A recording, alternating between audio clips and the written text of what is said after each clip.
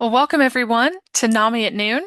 As always, I'm Amy Brundle. I'm the Director of Marketing and Communications here at NAMI North Carolina, and we are so pleased to have everyone here for today's webinar. As always, we'd like to thank the North Carolina Division of Mental Health, Developmental Disabilities, and Substance Abuse Services for their support of today's webinar. Just a couple of housekeeping items. If you've got any questions for today's speakers, you can please feel free to put them in the Q&A section down below or the chat, and we will moderate that towards the end of the session as we have time. Also, we'll be sending out any kind of recording or additional materials either later on in the week or early next week, so keep an eye out for that. And now I'd like to introduce today's speakers, both of whom come to us from Cornerstone Counseling and Wellness. Grayson Clemens received her master's degree from UNC Chapel Hill and is a licensed clinical mental health counseling associate. With a background in school counseling, Grayson has developed a passion for supporting children, adolescents, and young adults. Through this experience, she provided short and long-term individual counseling services, career counseling, crisis intervention, and group psychotherapy. She is particularly equipped to help clients navigate challenges such as OCD, anxiety, depression, grief and loss, academic and social stress, career exploration, adjustment transitions, and emotional regulation. And Jacob Collins Gamble is a licensed marriage and family therapist associate and received his master's in Christian marriage, family, and individual counseling, as well as his bachelor's in biblical studies from Southeastern Baptist Theological Seminary. Jacob uses elements of various counseling theories such as CBT, acceptance and commitment therapy, mindfulness, and family systems with adolescents, adults, and families. Jacob's counseling reflects a holistic approach, as he believes everyone is a psychological, physiological, and spiritual being. He works to understand the client's unique situation, being able to walk alongside the client towards growth and healing. Welcome, Grayson and Jacob. We're very glad to have you both. Yeah, thank you. Excited to be here. Yeah, super excited to be here. Thanks for having us. Yeah. So the germination for this topic really came from a discussion we were having here at NAMI North Carolina about the just incredible prevalence of negative news, our 24/7 news cycle, and how social media has kind of taken that and exacerbated its exposure. Um, but before we get to that, I want to have us speak on a bit more of a general topic. So, in your practices, what do you think are some of the biggest challenges right now facing youth and young adults that are affecting their mental health?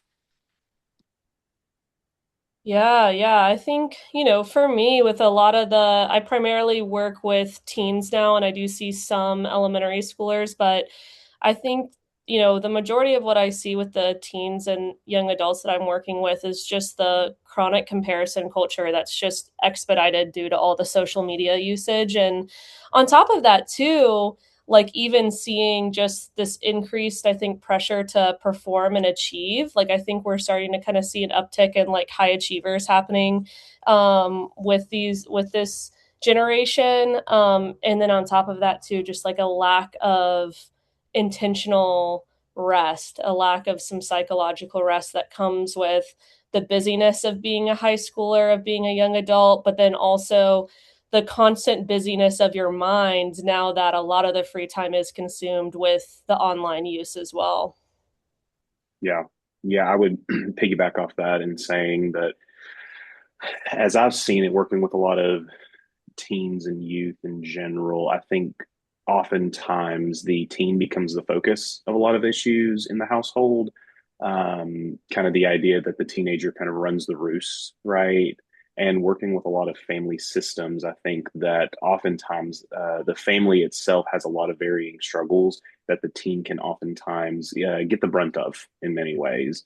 And so, Mhm. helping parents to see that attunement to your child, understanding what their needs are in this kind of new landscape. I mean, I was joking with Grayson earlier about the technological leap that we have had in the last 20 years is a lot. I mean, I remember when the computer was a thing that sat in a corner of your living room, right?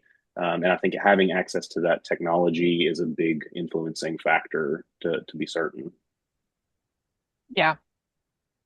Yeah, and technology is going to be a lot of what we talk about today, and teenagers' access to technology.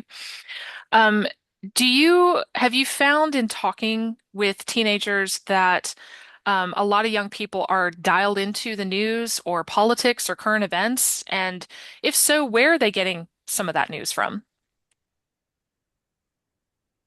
Yeah, yeah. I feel like 100%. Absolutely. I think I'm seeing a larger increase of the youth and the teens that I'm talking with wanting to conversate over news that's coming out, and just I think even an increased access to that news right now, and increased access to when things are happening live as well. And I think part Mhm. of that is that they're not even necessarily intentionally coming across it. They're just happening to come across it on their social media more often than not. I think, like right now, a little over half of teens are accessing their news through social media outlets, and a lot of that is TikTok or YouTube. I think a little bit more of like the young adult population still uses Reddit here and there sometimes, but there some of them are intentionally coming across it. Others are just happening to scroll across it, and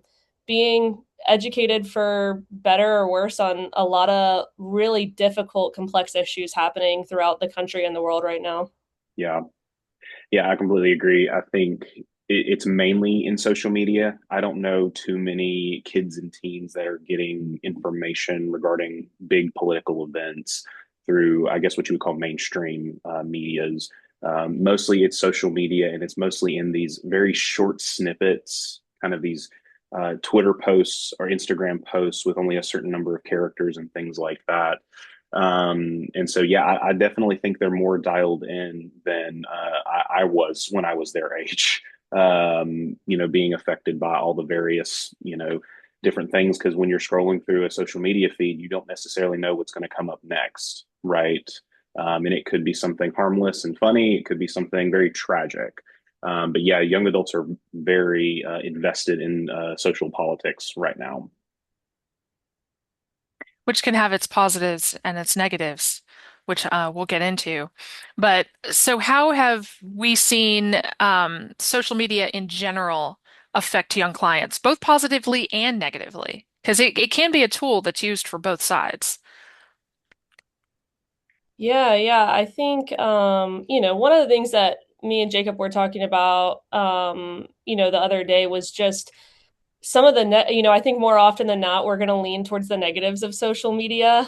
So maybe I'll start with my negative thoughts and then end out on some of the positive ones. But I think one of the big things, especially when it comes to the news access on social media, is this increased like kind of concept of learned helplessness, where you're learning about these complex issues that we have no control over, or the average teen is going to have no control, or no, unfortunately, not a large voice on it. Maybe some teens that are involved in a lot of activism from a young age, but more often than not, the teen isn't going to feel like they can do anything about what they're viewing, what they're watching. And so you're increasing this concept of learned helplessness, where you kind of have a decreased sense of autonomy, a decreased sense of capability to tackle issues, and they're less like they're having a struggle to tackle the issues that are happening in the day to day, or their brains are not focused on the struggles that they actually can tackle and are capable of battling, that are right in front of them. So I think that's one of the things that I see is kind of like this looming gray cloud of doom for a lot of teens that are seeing a lot of the larger, just impending dangers that are happening in today's country and today's society and political climate. And then on top of that, like away from the news, just even like access, or well, still partially on the news, kind of how I was mentioning earlier, a lot of teens just so happen to scroll across news coverage. It's not their intent a lot of times. And sometimes those can be really informative and educational, but other times the increased access to violent media, because of how many people record violent acts these days, is has a really strong impact on someone who is not prepared. We're not designed to watch gun violence. We're not designed to watch robberies on repeat, or just creepy individuals doing weird things that are being posted online, right? And so I think there's also a measure of that that's now increasing the hypervigilance of teens in their day to day due to what they're seeing online. And then I'm also just kind of seeing too, there's the obvious cyberbullying. That's one of the main forms of bullying these days. The majority of teens will have experienced some level of cyberbullying in their lifetime, whether they're the bully, they're witnessing cyberbullying, or they're the one being bullied, they're the victim. And then on top of that, just the constant, access, the constant fueling your mind, and the constant stimulation, not having a lot of destimulation, at all. So yeah, maybe I'll pause there for a second, and Jacob, you can chime in on some of the negatives, and maybe we'll both end out on some of the positives together. Yeah, no, I completely agree, Grayson. I think in many ways it's easy to kind of point fingers at the negative right now. And to be certain, there are downsides, there are cons to that. And like you said, there's a danger in constant connectivity, not just for youth. I think this is a problem for anybody of any age, but I think it particularly affects youth developmentally, where they're in this stage of they're still learning how to interact with other people, right? They're still learning what it means to regulate themselves in a conversation, how to have a disagreement, how to have a healthy way of conflicting with another person. And then when they, access social media and they see, post after post after post, that is pretty derogatory or negative, it can affect the cognition, right? It can influence how they process negative information, process hardships. They can begin to learn that this is how you interact with other people. You interact with other people by blaming, shaming, bullying. To Grayson's point earlier, um, I think on a positive note, as I'm thinking through it, the connectivity and awareness is not always a bad thing, right? And I think there can be a sense of community online that you don't necessarily get in other circles, because typically online connectivity is based around hobbies or interests or niches and things like that. And it connects a lot more people with that same hobby or interest, right? And I think that can be a really great thing if you're in a more rural area. I grew up in a town of about 1,000 people. If you find somebody else with a very specific niche hobby as you, it can be a very empowering thing. And I think social media, the internet, can bridge that gap a lot easier, a lot more efficiently to a wider range of people. Yeah, yeah, I totally agree with that positive. And I think, ultimately, like, there's no stopping social media, right? So we've got to lean on the positives, and we've got to expand those and really like kind of focus on how we can engage with social media healthily. And I do think that totally there are a lot of teens that their social connections are formed online, and I think even for it's hard. You can be susceptible to forming dangerous social connections online, but there also are windows where you do form healthy social connections online. And for some teens, especially your introverts, or kind of what Jacob was getting at, of that teen who maybe feels like they're misunderstood at school and like within their circles and within their family, they might connect with somebody else who actually like appreciates and enjoys their hobbies and their identity and what they're passionate about in life. And that can make the world of a difference. I think I've seen social media be a detriment for some of the teens that I work with. And then I've also seen it be a successful positive for like social connection and decreased isolation as well. So there's definitely that piece. Along with there can be healthy ways to engage with the news, engage with what's going on. There can be a sense of empowerment that people can get through social media to feel like they can, have a voice, share what they're feeling, what they're thinking. So there's definitely those positives as well. And even just kind of like Jacob was saying too, like ways to connect or maybe even find out about, so many jobs these days or organizations, a lot of their marketing relies on social media. And so a lot of times, teens come in and they've learned about this cool event happening in their city, or from some kind of nonprofit, or this hobby, or this mental health group that's happening because they ran across a post online, and that's how they are now going out in person to go engage in like a formal social event or extracurricular or something like that too. So there can be healthy gateways to increasing their social connection, and definitely seeing a huge rise of a lot of relationships, whether they're like romantic teen relationships or friendships,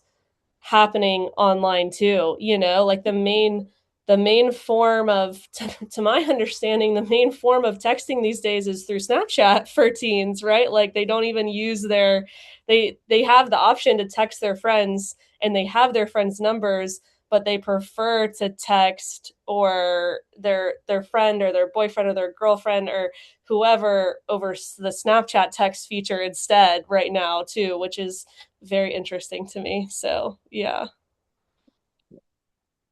Yeah. No, I appreciate the nuance because I think that in these conversations, we can get very much on the side of just ban all social media, which, I mean, it was created to be a connecting tool. And so that has to be part of the conversation when we talk about things like this. But I want to look beyond social media to the full media landscape because I mean, not to age myself, but when I was growing up, you had the newspaper in the morning and the evening news at 6 or 11, and that was it. That's the only way you knew about what was happening in the world pre-internet. And now we can kind of know anything at any time. I want to set the scene for that kind of media landscape and regardless of age, what are some of the dangers to our psyche of that constant connectivity to world events? Yeah, I think, you bring up having the like newspaper and then the evening news and things like that. Like we used to be on this cycle of news consumption where typically there was a buffer of time put in between, Mhm. say, a tragic event that occurred maybe, locally or domestically, right? There used to be a little bit of a time buffer, right? And then slowly what has happened is news has gotten more and more and more immediate, where you can keep up with a tragedy almost kind of minute to minute, right? And to Grayson's point earlier, oftentimes when we're watching these events unfold in these minute by minutes, categories, we can't really do anything, right? It's not that we don't care. It's not that we don't wish well. It's that we don't have any sort of autonomy or control in this situation, but we're watching a tragedy unfold, right? Mhm. And it can put us in this, to again Grayson's point earlier, this learned sense of helplessness, right? Where I have all these emotions and thoughts and feelings towards a tragedy, which is all, of course, fine and good, but I'm being told at the same time that I need to do something about everything all the time, right? Which can create this sense of overwhelm. Um, we can kind of get buried underneath the negativity if we don't have this kind of buffer between us and this information. Yeah, yeah. And totally agree with everything you said. And I think to just keep expanding on that too, like we weren't designed to constantly be retaining larger, complex information at all hours of the day. Like we weren't designed to be constantly reachable 24/7. We weren't designed to be constantly observing and watching, or like genuinely just looking at a screen more often than we're being outside these days. And so I think that there's that element of just like our brain adjusts to constantly being stimulated at all hours of the day, and we don't get this like psychological rest that I had briefly mentioned earlier. Like our brain never kind of quiets, and now we almost adjust to feeling unsafe the second that we have nothing going on, or the second that there's no noise around us. So that's a lot of things too that I'm thinking about. That's a lot of things too that I'm seeing with teens, especially my teen girls that I work with, but still some of the teen guys that I work with is like they literally admit, oh, I can never not be doing something. The second I'm alone, like my thoughts are spiraling. The second I'm not doing anything, I've got to be playing music at all times. I've got to be watching something at all times. I've got to be scrolling at all times, talking to someone because I can't be alone. And I think Jacob, maybe you can jump back in here because I know you were kind of mentioning this the other day, but almost that constant connectivity decreases our ability to face distress because we're constantly just relying on the phone or relying on the TV or the iPad. The second that things get difficult, the second an argument arises, the second we're overwhelmed with homework or the friendship or the family member or the responsibilities. So, yeah. Yeah. Yeah. Whenever we have a subjective situation happen that causes us distress, right? Whatever the case is, it can be a mild argument between parents and children or a friend and things like that. And we have this device in our pocket that we can go to for entertainment or distraction of various kinds. What can happen is we learn that that becomes a coping skill, right? We cope with negative reactive emotions by pulling out the phone and, quickly looking up something funny or just trying to get our minds off of it, right? And to be certain, distraction at times can be helpful in a given situation. But when it becomes the only coping skill that we have, or even the predominant coping skill that we have, there's a real danger because we never learn how to have a balanced emotional life, right? Where I can handle distressing feelings in a healthy way and cope with it and even grow and be stronger in that. So, yeah, I think the constant connectivity can be dangerous in that regard too. Mm. Yeah, it's uh, I feel like not only, our generation, but the ones coming after us are struggling with the entire idea of silence and solitude. And yeah, that we're losing Yeah, the ability to do that because of this. And of course, social media algorithms are built to give you more and more of what you're interested in and to keep you kind of engaged in that. So how can the way that those platforms are set up exacerbate kind of the emotional impact of this constant connection? Yeah, I feel like, you know, um, every social media platform is designed somewhat differently, but ultimately each of them are a business that their goal is to keep you online, and their goal is to keep you there, especially with TikTok or Reels or more recently, one of my teens told me that Snapchat now has its own type of reels or, TikTok scrolling too, where you're just getting to go through all the random videos. And the the hard part, well, the positive part to shed light on a positive realm is that kind of like Jacob hinted at times, a healthy distraction is needed. We need a healthy level of disassociation from times, and scrolling across the random puppy video or the cool cooking video or things like that can be beneficial, can be the one thing that gives us a laugh or a smile in a hard day. But on the other end, you scroll across harmful content or like, I don't know the statistic right off the top of my head, but to be blunt, like the majority of teens by the time they reach adulthood have accidentally scrolled across some form of pornography, and more often than not it's an accident. They did not mean to click on that or to scroll across that, right? And same thing with harmful content as well, and violent content that I think is more on the rise too, is that you scroll, now you're confused. You're like, wait, what am I watching? So then you watch it again because you're trying to understand what you're watching. Then you watch it a third time because you're like, oh my gosh, this is what I'm watching. And now that social media platform has picked up on the fact that you've watched this video 3 times. So now it's going to start, its algorithm is going to start feeding you more similar videos to that because it thinks that you're interested in it and you're lingering on that longer. Then sometimes you linger on the videos that you do like because you retain the information you needed to retain in one watch. Whereas the confusing or the violent or the shocking videos that you're like, wait, I didn't mean to come across this, you're trying to understand it. And more often than not, some people might swipe away immediately and be like, whoa, I did not want to look at that. But other people, more often than not, are like, wait, what am I watching? And they're staying there longer. And now they're having more access to harmful or violent or inappropriate content that they shouldn't be having access to at their age, or just don't need to be fueling that much content in that realm. And now they're entering a state of like emotional fatigue and overwhelm and confusion, that can really impact them, you know? So I think there's that definitely like negative realm with it for sure. Yeah, and I think it begins to kind of hijack your body's normal response to stress and stimuli.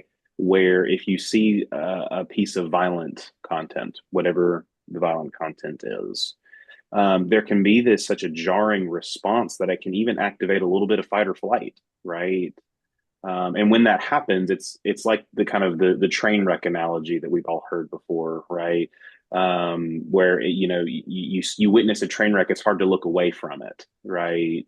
Um, because it's kind of hijacking this fight or flight response where you don't want to turn away from it because it's a potential danger, right? And to Grayson's point, now you've unknowingly watched this video 3 or 4 times, and then it's going to slowly start dripping in more and more of this. And so now you're almost living in this kind of thinking of the window of tolerance here. You're almost living in this hyper arousal state every time you pull out your phone, right?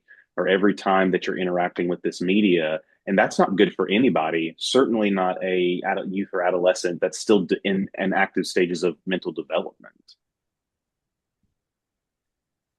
Yeah, that actually kind of brings me to my next question because you mentioned the fact that, of course, younger people are still kind of developing their ways of responding to stress and their ways of just processing information.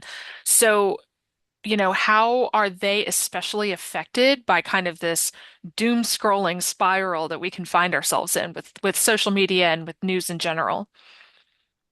Yeah, I think just kind of going back to it, it's whenever we're still actively trying to learn how to deal with the stress response, right? Hmm. We are still, when we are, 14, 15, 16 years old, we are still very much learning how does my body feel whenever I am under stress, right? What thoughts am I having in response to this stressful stimuli? And kind of the pre-social media era, that was kind of relegated to mostly social settings, right? School, sports, music, kind of those things. And it was usually maybe 1 or 2 isolated incidences of conflict with a friend or conflict with someone you don't even know or conflict with a teacher, right? And now it seems like the doom scrolling, it just kind of pulls you in, right? And you want to keep looking at thing after thing after thing. And next thing you know, you've burnt an hour and a half of your day, right? Um, and then we've spent an hour and a half looking at things that do not repair us, give us rest. To Grayson's point earlier, we're living in this constant state of hyperarousal. We're constantly threat analyzing all the time. And that can wreak havoc on our brain, on our nervous system, on our physical and mental states. Yeah, no, totally. It definitely does, you know. And I like you referencing the window of tolerance and just constantly kind of being, emotionally and mentally we're out of tune a little bit when we engage in what online too much. And right now, like I think the average is about 5 hours a day is what the average teen is like spending online. And more often than not, I think those teens would probably be having a harder time than they would if they were online even just 2 hours less, you know, like their mental health has significantly plummeted with all that online time.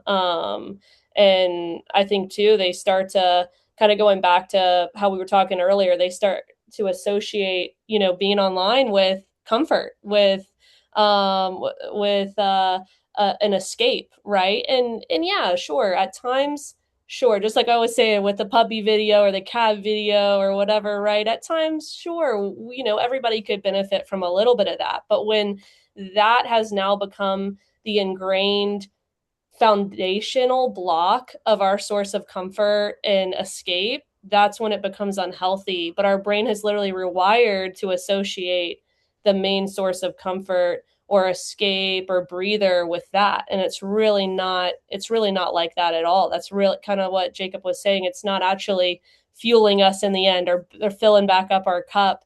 And so we kind of get rewired to this instant this search for an instant fix rather than like delayed gratification. And you're seeing that, you know, kids and teens these days, they can't they can't hold out. They don't know, they just can't. Their brain isn't wired to allow them to play the long game in different areas of life, whether it's reading a book and having to wait to get to the end of the chapter, or whether it's really kind of waiting out to build healthy friendships at school. They want things to happen immediately because their brain is honestly somewhat getting wired to that through this constant doom scrolling. And then too, I think just to, you know, touch on like the teen girls for a second, and definitely teen boys struggle with this as well, but we do know that teen girls struggle with this more, of just the comparison game that constantly comes with doom scrolling and being online, constantly comparing your your worst self or your average self to someone's best self, because more often than not, people are only going to be posting their best self online, right? They're not going to be posting their average or their worst self online. And so you're constantly telling yourself in your mind that's their average, that's their typical day, when really that's their best day. That's the awesome vacation. That's the pic that looked great for them, that they've probably thrown three different filters on top of, you know, and they're constantly comparing themselves to girls who are also probably comparing themselves to other girls as well. And so self-esteem, self-confidence is all just shot because they're constantly comparing themselves to somebody else's best self. And we're not designed to constantly be knowing what our friends and what our family are up to at all hours of the day or every week, you know? So I think that that piece too is just, it's hurtful, and it impacts the you know, it impacts the identity development that happens for teens, especially when too, just with the doom scrolling, the prefrontal cortex is still developing, and so that impulse control around scrolling is way weaker, and the reward system is way more looking for that dopamine fix constantly that they get from the quick fix of doom scrolling as well. Yeah, and to your point, I completely agree. I think we're also unfortunately seeing more of that comparison happen in young men as well. I think there's been a big increase here recently, even both kind of anecdotally here at the clinic I work at, as well as I think in research at large, where young men are finding themselves in a lot more of a comparison state. Of course, the reactions are probably look different, but we're seeing that increase as well. Because to your point again, Grayson, we were not, designed to do that, right? We're not made to constantly compare ourselves and see the best of everybody, right? In some sense, we're designed to kind of live in more of a community where we're all kind of known at our various bests and worst self, right? And I think it really hijacks the beauty of whenever you are known for your entire self, right? One of the most beautiful things I get to see working with a lot of family systems is whenever there is this reconciliation of, I have loved you in your worst and in your best, right? And I think social media at times when you're only being given the best possible, the best 5 seconds of someone's day every day, right? Instead of the other 20, 23 hours where their life was pretty boring or neutral or normal or unflattering. Um, I think it can really hijack the beauty of relationship in general, right? Not that there can't be honesty on social media. There, of course, can be, but there's a lot less incentive to be honest on social media than it is in real life. Yeah.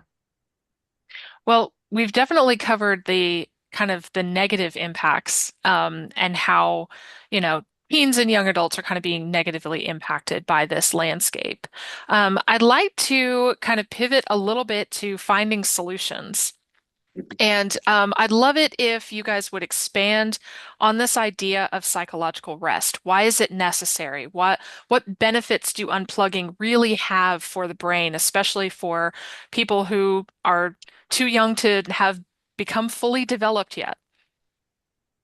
Yeah. I think one of the biggest benefits of psychological rest and unplugging is that it actually allows us to be present with what's right in front of us. Because Hmm. a lot of times the doom scrolling or the being online or watching the news, as informative and as healthy as these things can be, with healthy engagement, also take us away from our immediate present more often than not. And now we're stuck in somebody else's present, or we're stuck with a complex issue at the age of 15 that we don't have agency to tackle. And so I think that's what unplugging does, is allow us to be present and remind ourselves that when we're in an uncontrollable environment of life, there are things in our control, and we can really take control over and make best with the hand that we've been dealt in life. So that's just like I think the overall general benefit of unplugging is that we get to focus on the here and now. We get to focus on what is in our control. What do I want my day to look like, even though this crisis is happening 5 states away?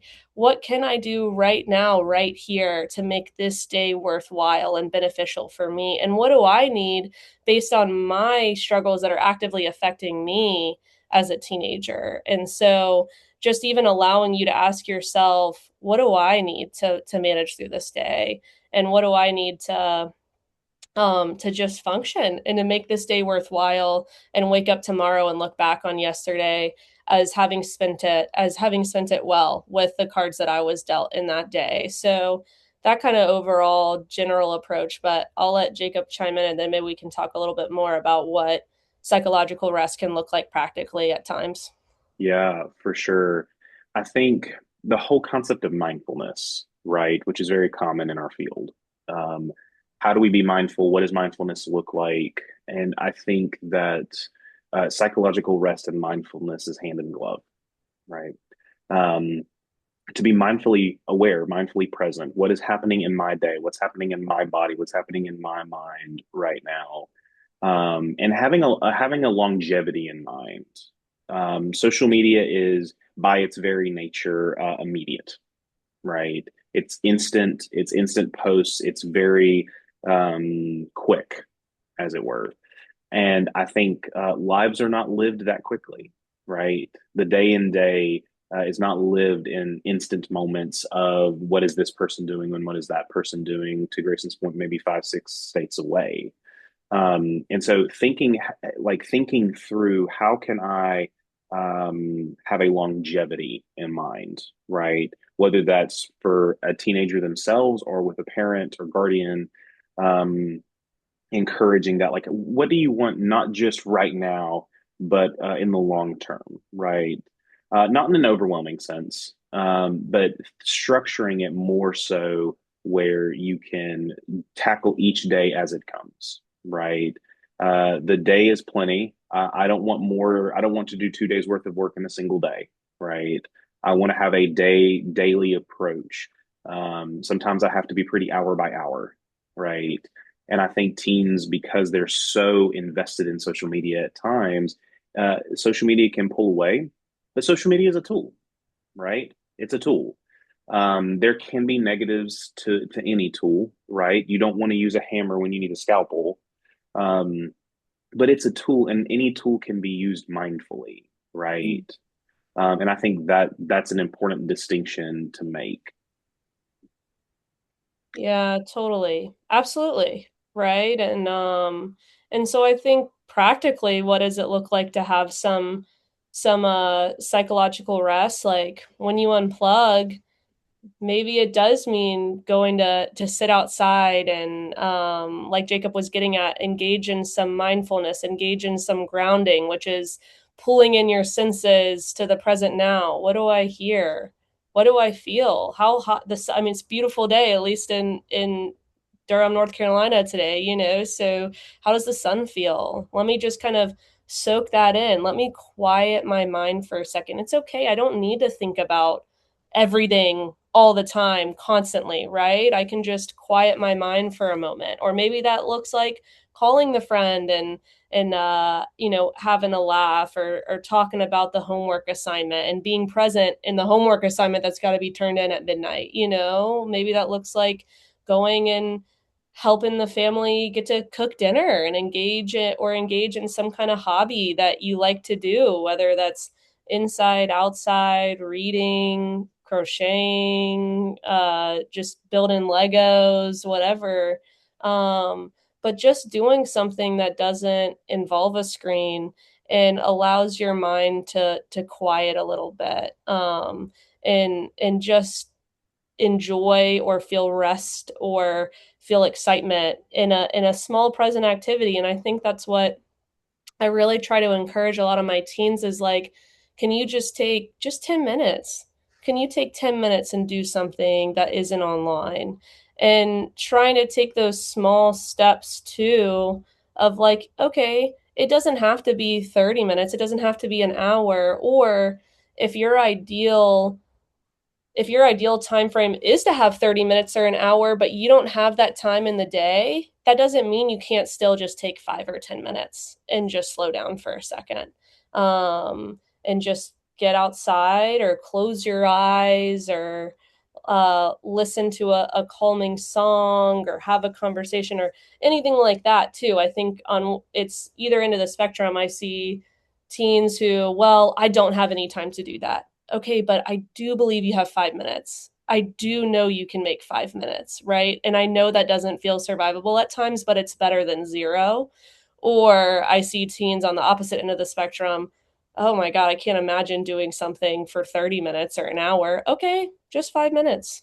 Just five. See how that goes, right? Yeah. Yeah, I think I want to just tag on to that for just a second. I think there can be, I want to acknowledge that, and maybe we'll get into this in a minute. I want to acknowledge that, like, not everybody is in that ideal circumstance, right? And I think Yeah. that there are kids and teens where social media is the break from life, right? Maybe they're in a circumstance or situation where life is very stressful in the immediate, right? And to be mindful in those moments may feel overwhelming, right? And that's where I think, I know we only have an hour and this is, a multi-hour topic, I'm sure, but I think that leads into at least a larger question that needs to be asked of we if we're encouraging our kids and teens to unplug from social media, I think that there has to be something on the other side of that, Mhm. right? It's easy to say, "Hey, stop doing something," without anything else to replace it.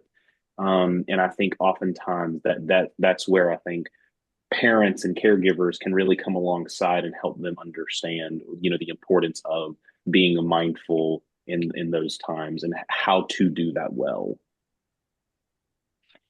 Yeah, so how do we, as, the adults in a young person's life, parent, caregiver, educator, aunt, uncle, friend, how do we help them build new tools for staying mindful, occupying themselves mentally?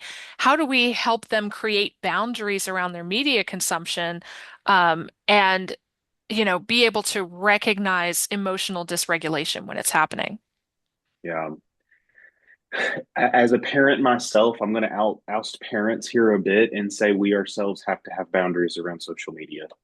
Mm. As hard of a pill as that may be to swallow, it is for myself. So I say this in full transparency. That it can be difficult, but to encourage our kids and teens to create a boundary that we ourselves do not have is very difficult and oftentimes can undermine the message that we preach. And so I think, at least on the onset, understanding that mindfulness and boundaries with social media is not relegated to a teenage issue. And if we're in hopes to love and shepherd and care for our kids and teens well, I think we have to have the boundaries around social media. We have to show them and demonstrate. Most kids and teens learn by example far better and beyond than words alone. And so, if we can have the boundaries with social media and mindfulness and things like that, I think that's at least a really good start. Yeah, totally. And kind of like piggybacking off of that, I think it's where too, as adults or parents or teachers or therapist or coach, mentor, tutor, whatever, any trusted adult role that we act in, that's where, just like Jacob's getting out of we've got to kind of monitor and look at, what our own boundaries are with these things. Also, we're not perfect, right? So what does it look like for us to show some emotional vulnerability with that teen, with that youth, and be like, hey, I get it. I'm struggling. I'm struggling to get off my phone. I'm struggling to not want to turn on channel 19 and watch the news every single day, with all my free time. I'm struggling to honestly, I'm struggling to stroll on TikTok, like things like that, right? I mean, I personally am, so like and kind of it show them, lower your guard and show them this is something I'm working on. Let's work on it together, um absolutely. I think not only lowers your guard and shows them and models what it looks like to be healthily vulnerable and admit that we have faults, that we are imperfect people and we can work on them together, but also in turn helps them lower their guard and not constantly be on defense with you as the adult in their life and think that you're just trying to point all the wrongs out at them too. So I definitely think that like there's that element there. And then kind of like Jacob was getting at too, um, I totally am a firm believer that you can't break a habit without replacing it with something else. If you don't intentionally replace it with something else is going to be replaced. And it could be an unhealthy thing if there isn't intention. And so how can, we as adults, parents, teachers, coaches, again, whatever that trusted adult role model you are, and role you're in is, how can we not always hyper fixate so heavily on closing that door for them towards social media and being online, but shift that focus to also helping them open up other doors of engagement that they're going to be excited about, that are going to want in time hopefully be like, oh man, I have the option to scroll on my phone right now, or go down to my friend's house that lives 5 houses down, and maybe I'm going to choose that one today. Maybe I'm going to go ride down there and ride my bike down there and go see if they want to hang. But again, too, to Jacob's point also of like, not every teen has the ideal setting, has the space where they really feel like they have a safe space to unwind or have doors open for them. Home is constantly chaotic or school is constantly chaotic, and that feels like their only outlet, and at times it really might well only be. Then how can, I think that expands the trusted adult role. Like, can we tune into some of those signs and signals of chaos and distress in a teen's life? And if that's happening at home, how can we make the classroom a safer space? If that's happening at home, how can we as therapists make this space, maybe they just need to come in and close their eyes for 20 minutes before we actually do any talking or color, whatever it is, or play a game together? Or how can the coach, make practice, yeah, working hard, but also a restful space where they're unplugged and they're engaged and they're getting their mind off of these things. So I think that part plays in here too, of different adult roles in life can pick up on, hopefully. Not all the time can we see these signs and symptoms and signals, but when we can, how can we then help open a door that maybe a parent can't or another adult can't either? Yeah. Yeah, I think that's really good. And I think it kind of dovetails into, I think we're getting some like really good questions here as well. And one being kind of why is there that immediate anger response, right? Like why do our teens get angry as soon as we're like, hey, there needs to be an unplugging kind of thing? Um, I really try to operate with the mentality that all behavior makes sense in the proper context. Doesn't necessarily mean that it's approved, but it makes sense, right? And I think with that in mind, whenever there's this angry response, whenever a teen is told to unplug from their phone, right, to disconnect from their phone, I think that's a really good opportunity for attunement to your child, right?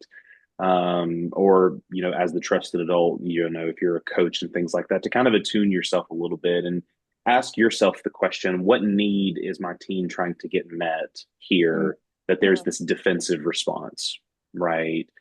We don't get mad about something if there's not a need trying to be met, right? And I think whenever teens are frustrated and angry, whenever we're trying to unplug the phone from them, I think it's a need. They're trying to meet a need, and the need could be as varied as there are teenagers, right? But I think that's an opportunity where if that may be a single instance or a multiple instance thing, but it's a huge opportunity for conversations to be had with one or both parents or trusted caregivers, guardians, and things to understand what's going on there because they're trying to defend something, right? Hmm. That anger is a defense response. We're trying to defend something that we care about. And how can we shift that care to something healthier in a more real context? Yeah. Yeah. And we have a question kind of on a similar tack here, but what practical steps can kids and teens with chronic social media addictions take to foster healthier interactions? And this person suggested a couple of things like having their parent or caregiver block harmful content from their platforms or using retro technology, love that, to listen to music so that you put the phone down. I want to know how retro they mean. Um, are we talking vinyl or are we talking iPod? But what do you guys think? I Mm, mean, I could talk all day about retro technology. I still listen to my vinyls that I had many years ago. Hmm. I still have Elvis Presley's double vinyl from when he was live in Hawaii. So I'm a big fan of the retro technology. And I think the question, of course, I could talk about that all day. But I think blocking harmful content, I think that can be helpful, right? And if you're talking chronic social media addiction, right?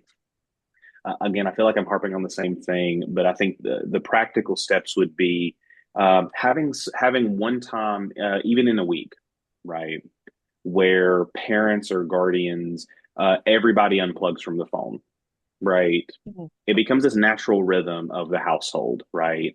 My wife and I have started to really try, and I emphasis on the word try, to have the dinner table be a phone-free zone, right?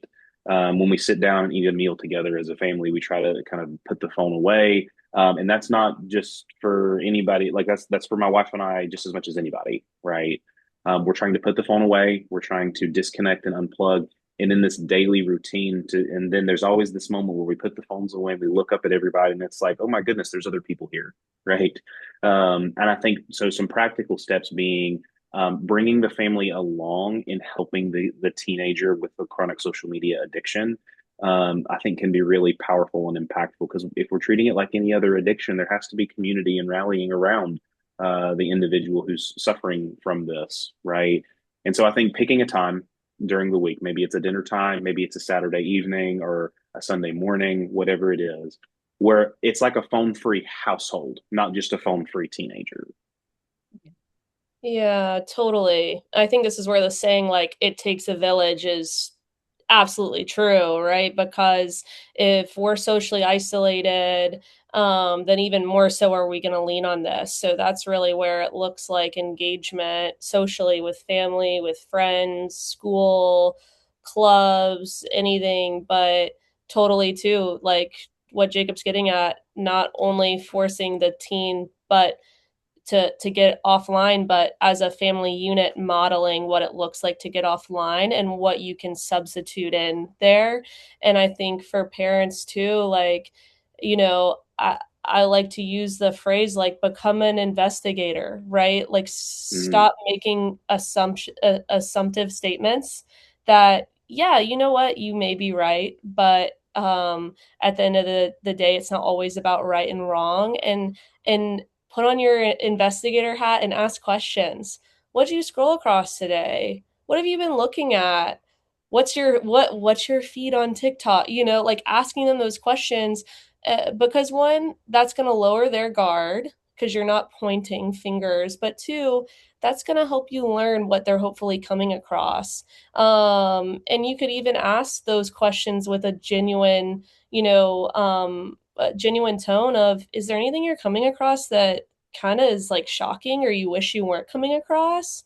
And see if they open up to you about anything that they're scrolling across that they're not hoping to, or they're accidentally coming across. And then that outlets to a great conversation on what it looks like to healthily engage in media, or 100% too, like setting boundary. Now, with the rise in social media also comes the rise of a lot of social media apps allowing parental controls and features on there. And I definitely think at a young age that's really healthy to engage in, of setting some of those boundaries and those limits of what kind of content they're feeding through. Because just like I mentioned earlier, more often than not, the kid is accidentally scrolling across harmful content rather than intentionally or purposefully scrolling across it. So, yeah.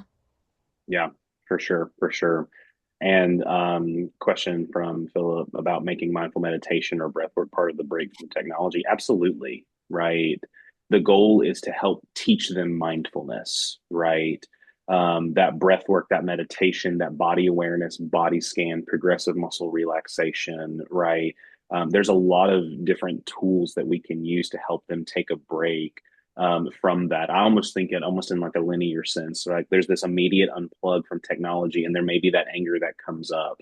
And that mindful meditation and breath work can oftentimes help with the self soothing so that you can engage in a healthy activity, whatever that is. And I would make some incentive for the teenager too, right? Hey, we're going to have Friday evening or Saturday evening be a meal where we don't have phones and stuff. What would you like to eat during that, right? I think making it where we don't have to make any sort of suffering out of it, right? We Yeah. can do some positive replacement. Do they like pasta carbonara? Man, we're having some carbonara tonight, right? And that way they start to associate of the lack of phone or the lack of screen and social media with positivity again, right? Because otherwise we run the risk of doing the exact opposite, right? We're saying, hey, get off social media and go stare at a wall.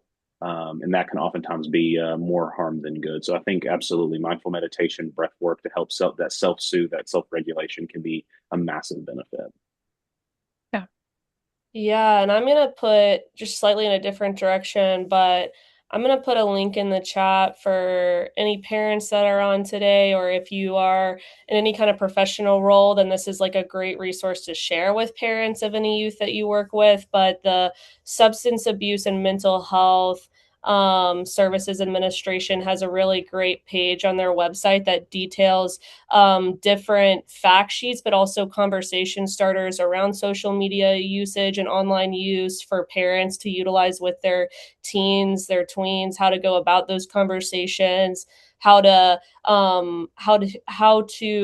refreshingly engage in those conversations with them, and then also like substitute activities or just important like educational concepts around online safety as well. So I'm going to throw that in the chat and would recommend taking a look at that in your own time.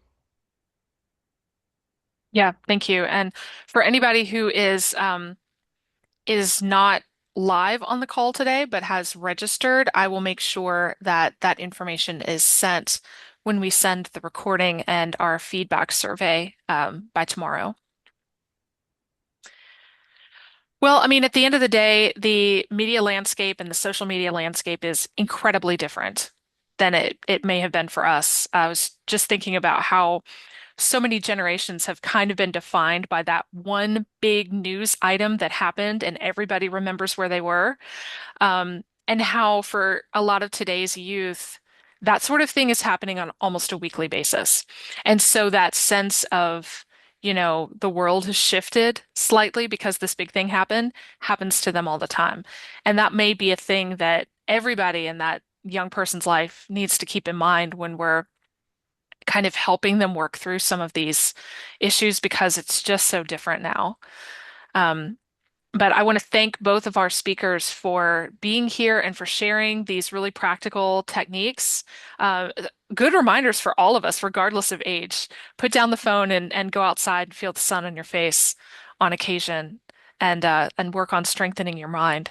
Um, do you guys have any final thoughts for today?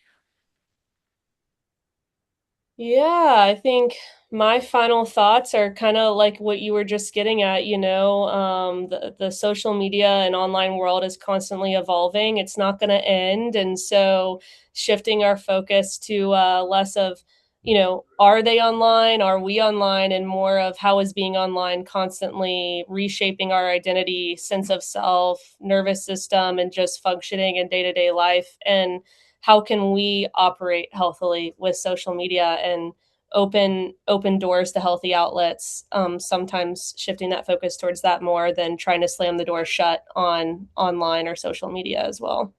Mhm. Yeah. Yeah, and a word of encouragement to any parents out there, if you're watching this, we're all learning this. Nobody wrote us a playbook on how to do this.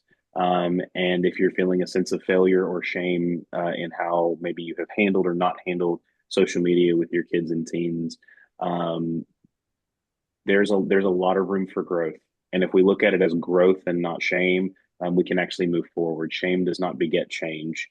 And there's a lot of growth and room. And to show your kids and teens that you can grow just like we're asking them to as well. Well, again, Grace and Jacob, thank you so much for your time and for sharing your expertise with us this afternoon. And thank you for everybody who dialed in today and who will be watching this later. We also want to encourage you to use our helpline if you need any help navigating some of these issues. I've put that information in the chat. Also, keep an eye out for information about our next NAMI at Noon session, which will be on March 17th. We'll be talking about the power of lived experience and how peer support specialists are a huge benefit to a person's therapy journey. Any resources that we have from the speakers will come tomorrow as well when we share that information. But for now, have a great afternoon. Go outside. It's a beautiful day, and we'll see you all at the next session. Take care. Thank you. Thank you. Thank you.